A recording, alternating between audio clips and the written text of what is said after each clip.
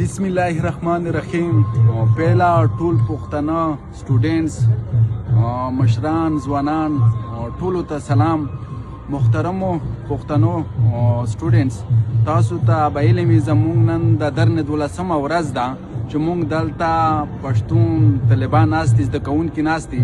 د دې یوه مطالبه ده چې زموږ د کوم لپته سټوډنټ دی عدنان حبیب هغه د رها کړلی شي. که هغې څه جرم کړی وي، څه ګناه یې کړې وي، هغه د عدالت ته پیښ شي. خو تر اوسه پورې په هغې باندې صوبایي حکومت، په هغې باندې فیډرل چې څونه ذمهوارې ادارې دي هغه چوپ دي.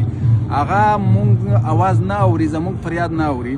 پرون څونه د پېښور کمپس تنظیمونه دي، سټوډنټس دي، هغې فیصله وکړه چې که چېرته د 30 تاریخه پورې زموږ مطالبه نه ومنلی شوه، مونږ به یو لانګ مارچ کوي. په لانګ مارچ کې زموږ ټارګیټ ځایونه صوبایي اسمبلی ده، په هغې کې په 2 نمبر باندې کور کمانډر هاوس پېښور دی، په هغې کې نیشنل اسمبلی ده، په هغې کې سپریم کورټ دی، په هغې کې پریس کلب آف اسلام آباد دی.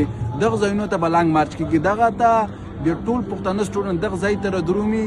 هغې په ډیټ به هم دی سلیکټ کوي، په هغه ورځ باندې به په کومه ورځ لانګ مارچ وي. ټوله پښتون وطن کې به شټر ډون وي، کالجونه، یونیورسټیانې به ټول سټوډنټ دغه ځای ته رادرومي. دغه ځای نه به لانګ مارچ کېږي. دلته زموږ پنډال ته وخت په وخت باندې نن زموږ چې څونه پښتانه وکیلان وي هغه هم راغلي وي، چې کوم زموږ د فیډریشنو صوبایي ترجمانان نور مشران وي هغه هم راغلي وي. زموږ ډاکټرز یونین چې کوم هغه مشران هم نن راغلي وي. داسې زموږ پښتانه د هر یونین خلک را درومي د پنډال ته زموږ سره اظهار یکجهتي نه. هغه وایي چې په صف اول کې به مونږ ولاړ وي، په صف اول کې به دغه د وطن ځوانان ولاړ وي. نو دلته مونږ حکومت بیخي چوپ دی، بیخي بې حسه دی.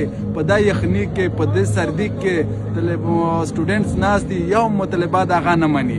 هغه مونږ فریاد څوک نه اوري. خو مونږ طالبه به ورته ښایو چې اوس هغه وخت نه دی، هغه دور نه دی چې ته به زموږ پښتانه طالبه سټوډنټس اغوا کوې، شهیدان کوې.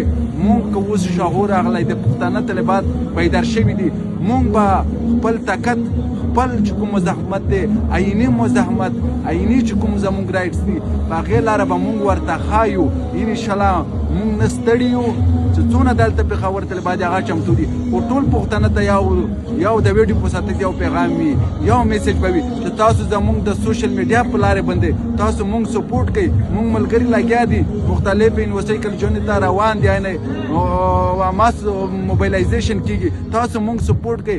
دغه د پښتون د مستقبل خبره ده، دا د پښتون د طالبان د مستقبل خبره ده. انشاءالله مونږ به هر هغه لار چې هغه عیني وي، په هغې کې زموږ د وطن د خاورې ځوانانو ګټه وي، هغه به مونږ اختیاروي. او انشاءالله په 30 تاریخ نه پس به یو تاریخ کې مونږ تاسو ته د لانګ مارچ اعلان کوي. چېرته وي آباد خوشحال اوسئ.